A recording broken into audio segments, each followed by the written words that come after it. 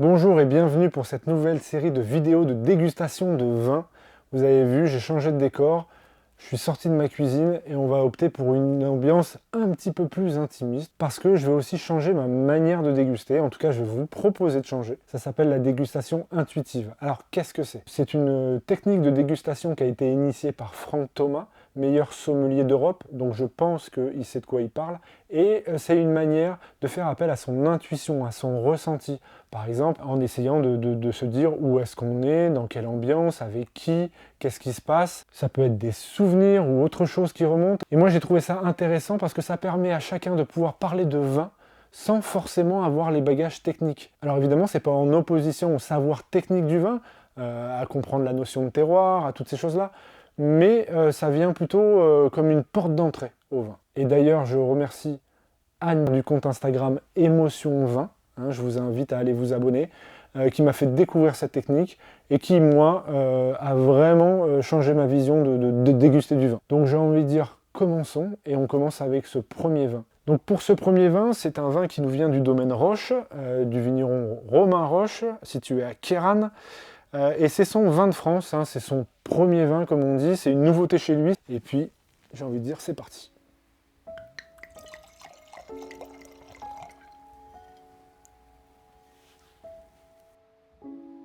Alors ce qui frappe tout de suite quand on met le nez dans le verre, c'est que moi il y a trois choses. Une colline, de l'herbe verte et le ciel bleu, avec des gros nuages. Tu vois, des gros nuages bien blancs, bien dessinés.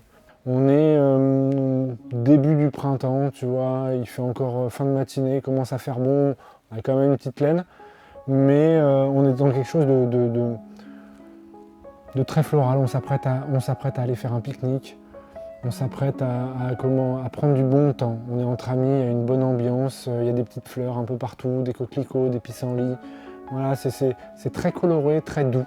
Il y a un petit vent frais qui vient vous caresser la nuque. J'avais déjà parlé d'un des vins de Romain Roche, c'était le Vilain Petit Canard mais en blanc. Et j'avais dit, on a l'impression de croquer un nuage. Et bien là, on ne croque pas un nuage, mais on est vraiment dans ce côté, encore une fois, aérien du vin. On est plus sur une ambiance pique-nique crêpe, tu vois, avec de la petite confiture de groseille, de mûre, ce genre de choses-là. Et puis après avoir mangé toutes ces crêpes, là, on va aller faire une petite sieste. Voilà. On est vraiment sur un vin facile, doux, paisible. Voilà, il y a quelque chose de paisible dans ce vin qui glisse tout seul. C'est un vin d'ambiance.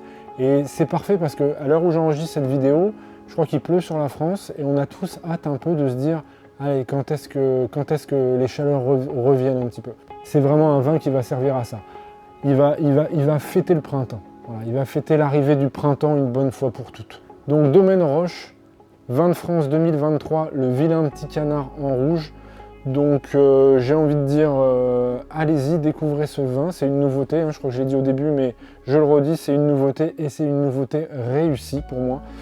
Donc voilà pour cette première vidéo de dégustation intuitive.